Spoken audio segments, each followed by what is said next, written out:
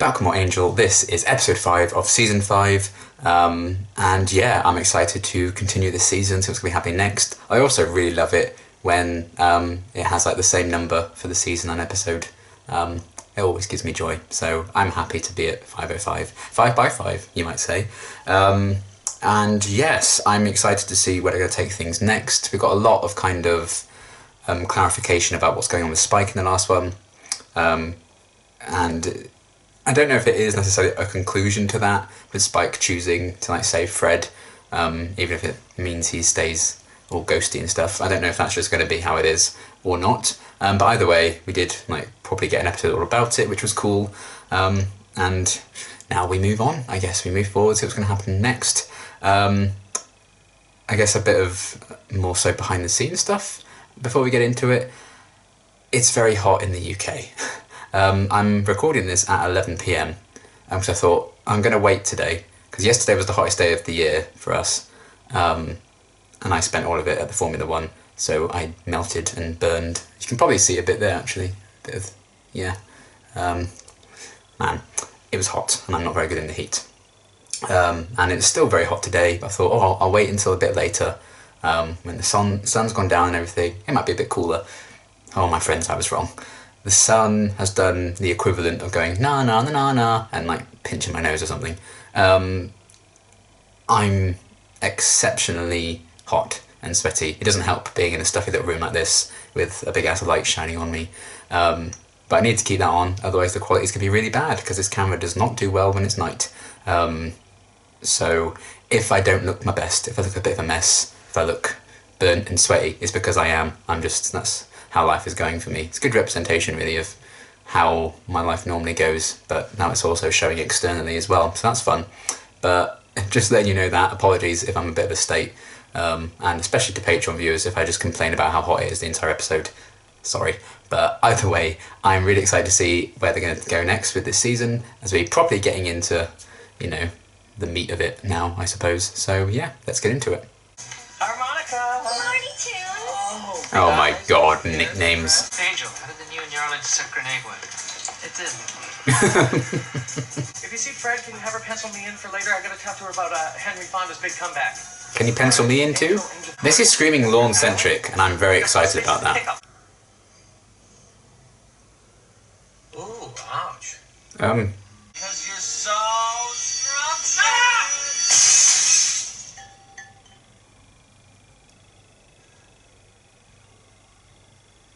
Well, that's just bad luck.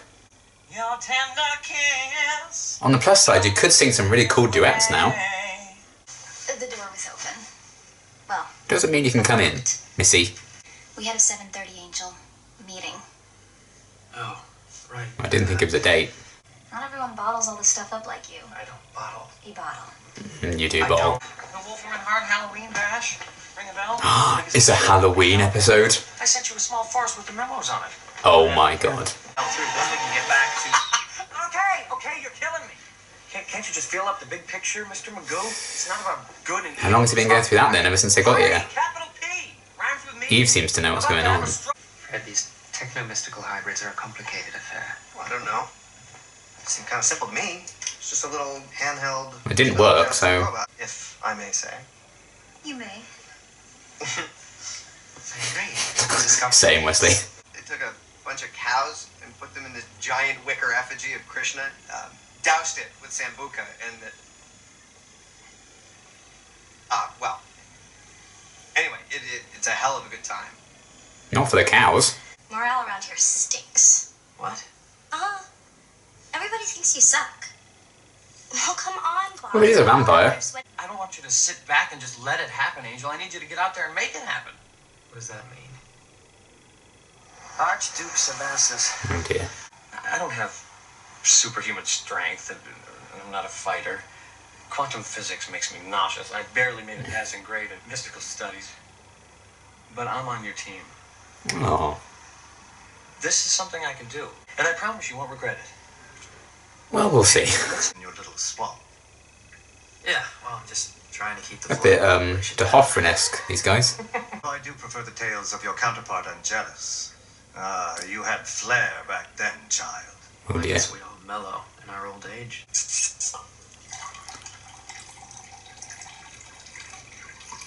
God. Oh. Wow. This is...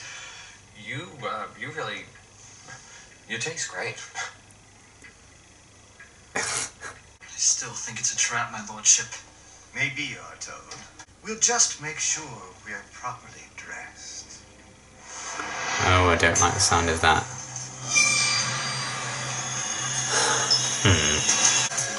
I see they paid to the rights for this song for this episode.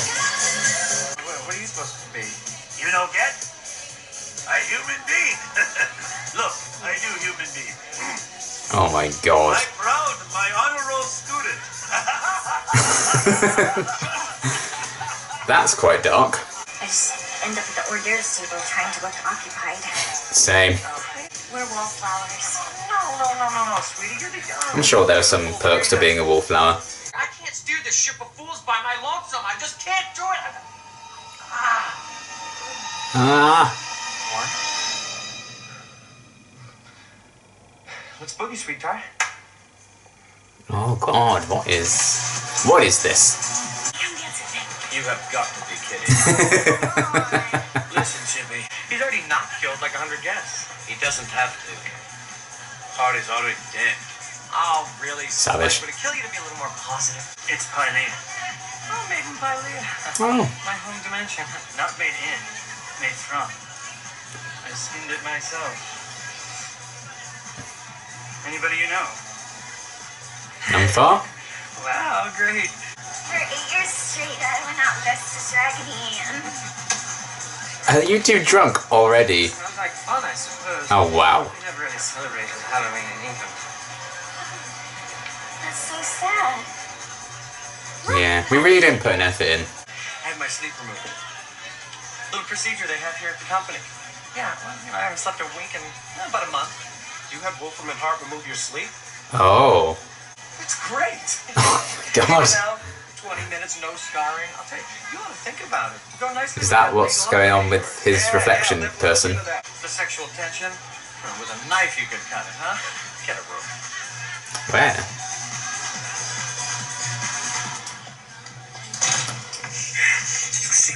There. Right. So something's making people act crazy. Do they just do what Lorne says? Oh my, Well, that's gonna be a nightmare to clean. Hey, you want a piece of me, buddy? That's right, keep walking. You walk alone. You walk alone. How much have you had? Including us, I've had about a third of a half of this beer. Yeah. So what's making them all so crazy? I think so. I think that's weird. Yeah. There's something weird going on. Oh my God. Shows you just peed on my shoes. That's weird. Hey, is this a great party or what? Now that's weird. This might be the greatest song ever written.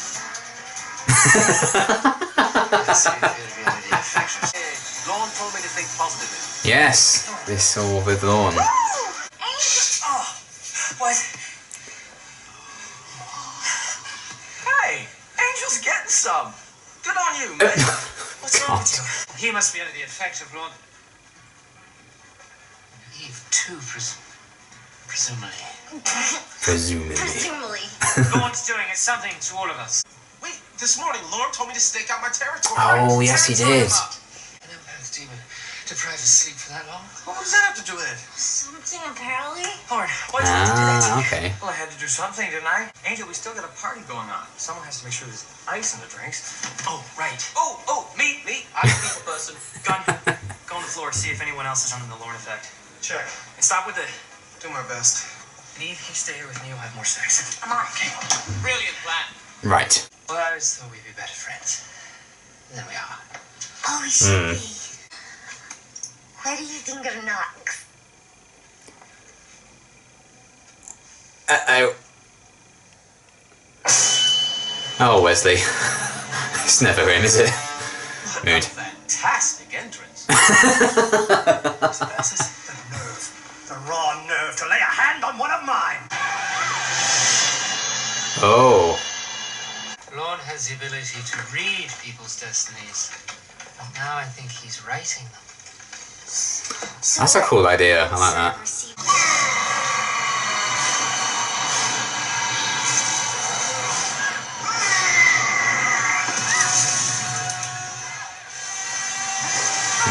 What the?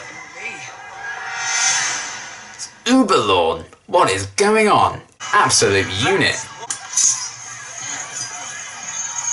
Lord, what the hell? Understandable. Stop it! Did you press?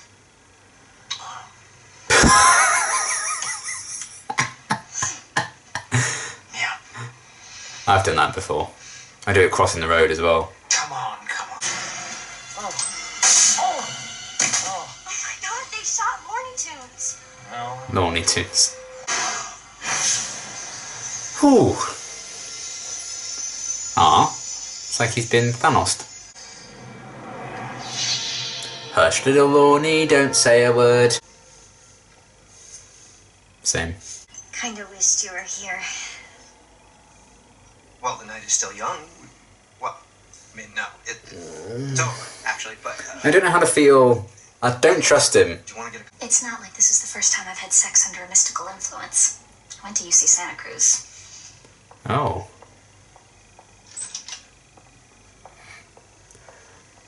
Well, that's a history.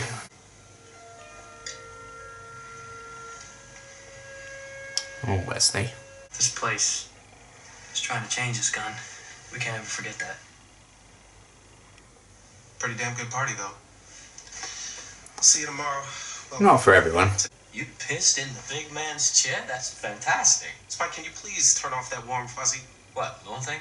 Wore off. I just think that's bloody fat. It's hard being host of the party. Yeah. Stop trying to be. Oh. They're just happy you're here.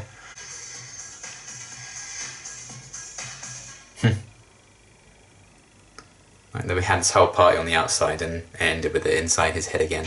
Okay, you may be able to tell from the lighting, it actually is the next morning. It just got so hot in that room and I chose not to pass out while I was doing my afterthoughts, so I waited until this morning. Still very hot, so apologies if I keep it kind of brief compared to usual. Who knows? I ramble anyway, so it probably will just be the same. But yeah, that's why lighting's different, because new day. But regardless, that was a really, really great episode. Finally getting more focus on Lorne.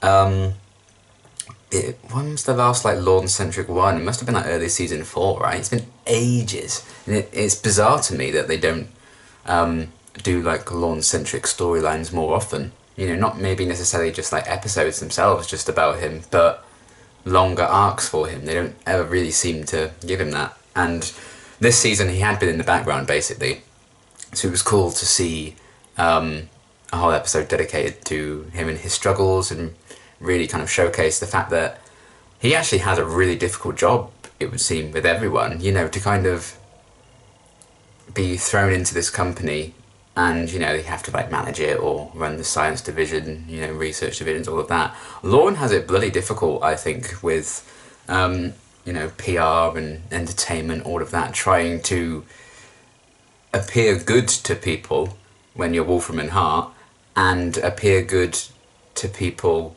within the company who are assholes or evil most of the time. So what would it take to look good to those people?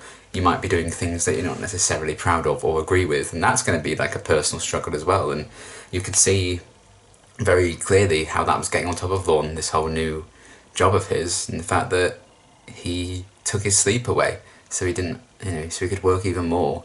And that led to all the issues. I really, really liked the idea of an empath, you know, losing control of their powers a bit if they don't get any sleep. And his subconscious manifesting himself, him kind of creating destinies for people instead of just like being able to read them. I thought it was a really interesting way of exploring how powers can go wrong. So that was interesting, because we always talk about like the powers that be overseeing everything, you know, talking about destinies and all that kind of stuff. But the fact that even, you know, any empath just, has a lot of coffee. They can probably create destinies and all sorts themselves. So it's an interesting kind of thing, like, where does the power really lie? Who can really be in charge of things and creating your own destinies? Are you really in charge of it? Especially given the whole Jasmine situation last season, the fact that, she was kind of saying, oh, everything led to my creation, even like the little things in all those characters' lives leading up to that point, and you're kind of like, oh, I don't know about that. So the fact that, Lorne himself could also maybe write some destinies, really, if he doesn't get any sleep. I thought it was a really interesting idea. I liked that a lot. It was a good excuse for shenanigans, really. Have we had like a proper Halloween episode with Angel before? I feel like we haven't. So that was great fun to see that, because the Buffy Halloween episodes were always fantastic. So to see Angel have a crack at it was really good fun. And this also felt very like Something Blue in Buffy season 4, with powers going a bit wrong, and someone, whether it would be Willow or Lorne, telling the others something, or ironically deciding their destiny, and then that affects them. Giles going blind, Buffy and Spike getting engaged, and then this one we had all sorts of shenanigans as well. Spike being overly positive about everything was a particular highlight. I thought that was very good, because it's just so different to anything we've seen before. But I also like Wesley and Fred getting drunk without drinking anything. Again, another really interesting idea and a cool use of Lorne's power set in a twisted way. And I like how they built up the mystery of like, how is this suddenly happening? And when Wesley and Fred were kind of realising like, we haven't really drunk anything, we should not be this drunk. So they're still kind of realising something's wrong, but they're also kind of off their faces. So they can't really express that panic and that confusion properly because they're wasted. That was a really cool way of changing up these characters facing these problems, because it was just such a different way that they had to deal with it, because they're also kind of fighting themselves a bit to get through all that drunkenness, and Gunn was just peeing everywhere to mark his territory. That was cool, and I like how they slowly, confirmed that it was Lorne kind of behind all of it, unknowingly, granted. And I did like that. I did kind of assume that's what was going on, but then on top of that, they still kind of surprised you if you had guessed that, with the whole subconscious thing, which I would not have guessed was the thing going around killing the people at the party. But that manifestation, kind of like Lorne the Hulk, the Incredible Lorne, Uber Lorne, whatever you would prefer to call it. I mean, I don't know how I feel about the way it looked. I feel like it did look a bit silly, but it was probably supposed to, let's be honest. It's Lorne's subconscious. It's always going to be a bit, what the hell? Because I imagine Lorne's mind is quite something to kind of get a dive into and really see. So it was cool how they set that up, showing what Lorne's actually been struggling with for a bit while he hasn't been sleeping, so for about a month, I think they said. With the start, him just being like his normal cheery self, occasionally snapping and just, peeling back the layers, I guess, of what's actually going on with him. And then the bit with him and what seemed to be his reflection in the mirror, representing his subconscious. I thought that was very cleverly done. And it just starts off as that, and then it can gain its own form through Lorne's powers, which, again, a really cool idea, like a subconscious making itself real through the powers of a sleepless empath. That's really, really interesting, I thought. And it just, again, makes you wonder, like, why they haven't done this more often yet. Because I do think, like, Lorne's whole world and, like, the demon entertainment kind of underworld that's all going on with that, there's so much to explore there, I feel like, and more often than not, they just don't do it. So I don't know if that's just because they have more plot stuff that they need to focus on, or more characters to juggle, or whatever. But when they do explore it a bit, like with this one, I think it always is really interesting, and it changes things up. You so rarely see the characters be quite like this. That's why episodes like in Buffy, Something Blue, or Taboo the Rasa, and in this, in Angel, this one or Spin the Bottle last season. It's so fun when you see things changed up in that way, because I think the actors just also have a really great time with it, and you can tell that, and I think that's what makes it all the more enjoyable. Just seeing them so completely removed from themselves. So yeah, I liked everything they were doing with Lorne and his determinism to try and do well, because he feels like this is all he can give to Team Angel, because he doesn't have all these fancy schmancy skills. But at the end of the day, and I think Angel kind of made that point and got that across in that lovely little bit at the end when he was kind of tucking Lorne in. That was wholesome as hell. I really like Lorne and Angel's friendship. I kind of wish, again, they did more with it. So I think it's a very interesting dynamic between the two of them. And you can just see that true care and understanding that they have. You know, once Angel really took the time to separate himself from everything going on for a minute, he could see how much the whole party thing meant to Lorne. So they have that real mutual respect and understanding, I think. And I feel like Angel was trying to get it across to Lorne that just being on his side, being on his team, that's more than enough. You don't need to have all these special powers or, you know, be super smart. I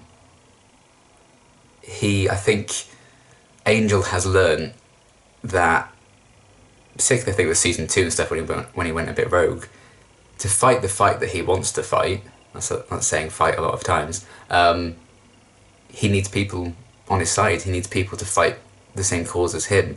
Otherwise he's not going to remotely make any difference or any good that he wants to. So just Lorne being willing to fight alongside Angel and just stand by him is more than enough for him. And I'm hoping that Lorne kind of understands that now and doesn't feel like, you know, I understand like his insecurity and stuff, because he probably would feel like, well, all I can do is, you know, sing and dance a bit, but that's more than enough, you know. Imagine, like, I wish Lorne could kind of know, you know, when you're feeling down or whatever, if you put on a good song that you love, sometimes that can make you feel better, and he can do that for anyone at any time, because he's got a killer voice, and a killer subconscious, quite literally, so that's something. So just being there, being on someone's side is more than enough, and I like that they showcase that in this episode, because everything that was going on, it all still came down to Angel tucking Lorne in, telling him it's going to be alright, and when he realised what the problem was, you know, they all kind of wanted to help him and fix it. So I imagine there's lots of metaphors there about that, and maybe feeling useless in a friend group, but you are enough. Everything going on with that, I thought was a nice little message that they had going. And yeah, Angel and Eve just hooking up. I thought they might be going in that direction, particularly with the opening scene of this episode, when like she just staring at him while he was showering. I mean, I feel like that was probably just a one-off. I don't want to see them explore it anymore. Still don't know how I feel about Eve yet, but I think there is more interesting stuff with her for sure. When she was kind of talking, she said, "Oh, it's not the first time I've been, you know, I'm set with someone under the influence of a spell or something." And she said, "Oh, I've been to so-and-so college." And when she turned around, her face just dropped. So I'm wondering if there's like a proper history there, or was she lying? Is there more to that to unpack? I imagine so, otherwise if they wouldn't have shown that, she would have just walked off. So there's definitely a lot more to Eve than she's letting on, or we even know yet. So I am intrigued to see where that's going to lead, and what there is of her to unpack. And yeah, Harmony, just being Harmony, quite literally life and soul of the party for the most part. Well, without a soul, life and not a soul of the party. You know, being the only one on the dance floor for a while. I like that she and Lorne have like little nicknames for each other. That's kind of a wholesome dynamic again. I'd like to see a bit more of that. Her trying to get Spike to dance and he was just being a miserable git, which is fair because I'm exactly the same at parties. And then Spike just being all cheery and happy. Again, just a different side of the character that you so rarely see. It's always quite fun, and I imagine it was fun for James to play Spike very differently as well. So we didn't get as much Spike obviously in this one, but the last episode was very Spike heavy, so I think that's fine. And yeah, Gunn's still just taking things in stride with Wolfram and Hart. It was interesting his reaction when Lorne told him that he'd had his sleep removed. He was like, "Lorne, that's great," because, you know, he'd had his work done himself on Wolfram and Hart to get all the lawyer stuff. So maybe that some of it was from the spell, his enthusiasm for that. But I think Gunn also feels like he's gained a lot of self-worth, and he felt like maybe he was just there in the group and wasn't being used to his full potential, or wasn't being used at all. And I think like he kind of feels like now Wolfram Hart gave him a bit more of a purpose and a bit more to do and a bit more worth with all the lore and knowledge and stuff. So he's probably, having gone through that himself, he's showing some happiness for Lorne. He's like, well, good, you're finding some self-worth too. Which is actually very sad that they both felt like they needed to do that to maybe feel a bit more important or feel like they are actually part of the group now. It is very sad in a way, but interesting that they showcased that. And then again, I feel bad for Wesley because the whole thing with Fred, I mean, it's a mood, you know, it is a big mood. But he's still clearly into her. There are moments where I think she does feel the same way and she does see him differently, but more often than not, she just doesn't quite go for it. And now with Nox in the mix as well. Yeah, I'm still not sure. I'm in the same boat with Nox as I am with Eve. I'm like, I just need to know more about you before I realise, you know, where I stand with you. Because it's Wolfram and Hart at the end of the day. Any people that were already there when these characters joined could be shady as fuck, so I don't trust them as far as I can throw them. And I can't throw them very bloody far because I'm weak. So we'll see how that all unfolds. I kind of want Fred and Wesley to be a thing. I think that should be quite sweet together, and I think they bounce off each other very well, sober and drunk. Well, spell drunk, I guess, because they weren't literally drunk. And I don't know, I feel like the actors also have some great chemistry on screen as well, so I think it could work. And I've always kind of been a fan of the idea of those two, even, you know, in season 3 when they're kind of doing the whole thing with the love triangle with those two and Gunn. So throwing Nox into the mix, making it a love triangle all over again, I'm kind of like, well, we've been here before. And we've also been here before with Fred maybe being more interested in the other guy than Wesley. But sometimes that's just how it is, so we'll see where that goes.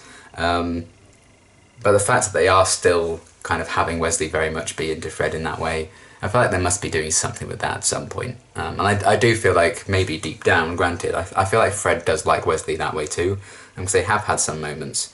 But maybe they'll do an episode where Nox just turns out to be a dick, and that kind of pushes those two closer together. I don't know, but we'll see how it all unfolds regardless. If Nox is just a genuinely decent guy, then I think him and Fred would be kind of sweet.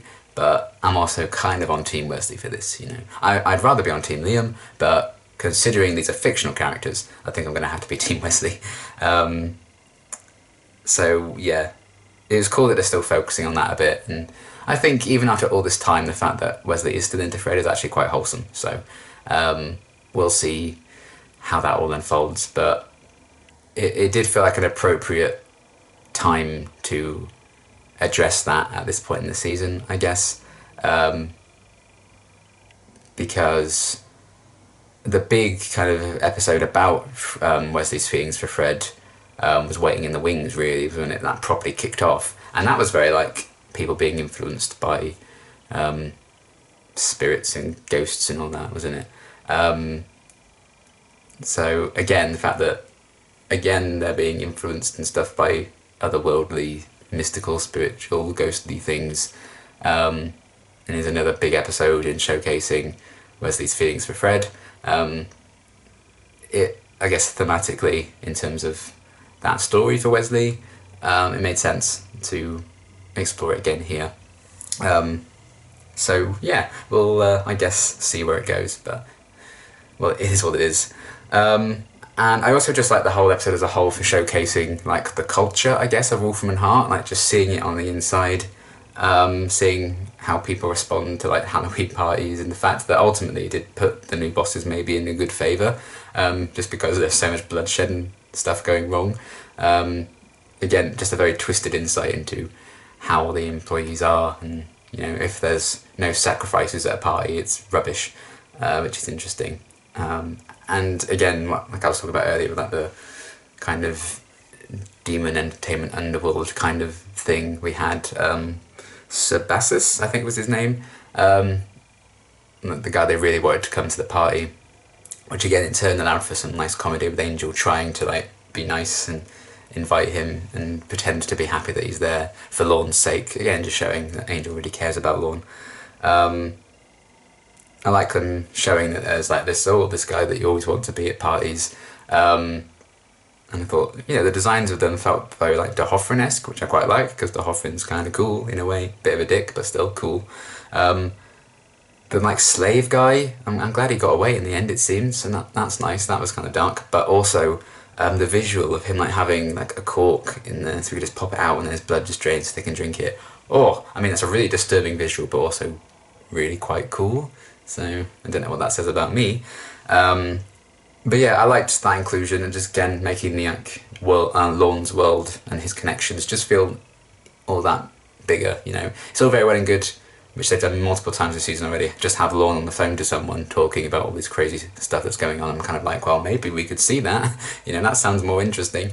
So the fact that we actually did meet someone that he knows and one of his connections and stuff in this kind of business is nice, and I'm glad they finally did that. The whole misunderstanding of them, preparing just in case Angel was actually just trapping them, trying to kill them all, because there's so much mistrust between Angel and Co. and their clients and stuff now. I felt that, that was a natural kind of obstacle that they all had to face, and, some misunderstandings, miscommunications in TV shows are always going to be very forced for the drama and sometimes the comedy of it. But this one actually felt like it was justified, because they would be quite nervous with these new people in charge who are known for killing evil demons and stuff. So I liked that. And the fact that Sebastus and Lorne did have like a history of being friends, it seems, and they did have that kind of respect, just adds something else to it. And then it all goes wrong when Lorne's subconscious killed a few people. But yeah, I like that they just showed a bit of, I guess, the dangers of overworking and pushing yourself too hard, throwing yourself into your work. It's not going to be particularly healthy for you in the long run. And I like that they did have a physical manifestation of that. In fact, I'm still not sure how I feel about the way it looked and everything, but it was a cool kind of concept. Again, I think, the fact that your subconscious can really be harmful to you. So I feel like that's a cool metaphor and a theme to explore with the episode. You can just go at your own pace. Obviously, lots of people will have lots of work to do. But at the end of the day, if you work yourself too hard, you're not going to get any work done in future, are you? So look after yourselves, folks, I guess, is a big thing in this episode. No matter how little you think you might be working, you're doing something, which is enough.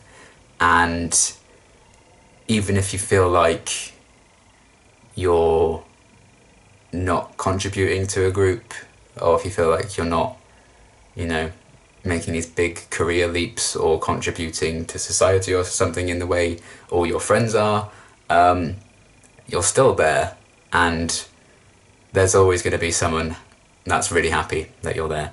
So you are enough, I think, is something that I'd like to take from this episode, I would say. I think that's a kind of wholesome little message. If you are on someone's side, and you make sure they know it, they're going to value you, I would say. So that's a cool thing that this episode explored, especially because Lorne had been in the background for so much of this season, and let's be frank, probably quite a lot of last season as well.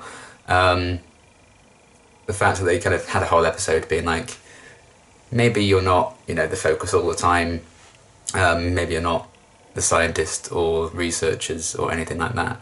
You are still here, you're still on our side, you do have value. So I like the episode for kind of delivering that message. I thought that was good. And yeah, it was just quite funny overall. It had a few darker moments as well to kind of balance it out, but it was great to see a proper Lorne-centric one, and a Halloween one was really nice as well. So yeah, I guess we'll just see what happens next. But overall, really good episode. I did enjoy it quite a bit, and I look forward to seeing what else they have in store in episode 6, which is obviously going to be the next reaction. So I think that's basically everything for now, because I am getting very, very warm, and I think I've just probably chatted shit for about 20 minutes, so I should probably leave it there. Can't even remember anything I said, so I'm gonna go turn on every single fan I own and just lie there and melt for the next few hours. But yeah, that's gonna be everything for now, and until my next reaction, thanks for watching.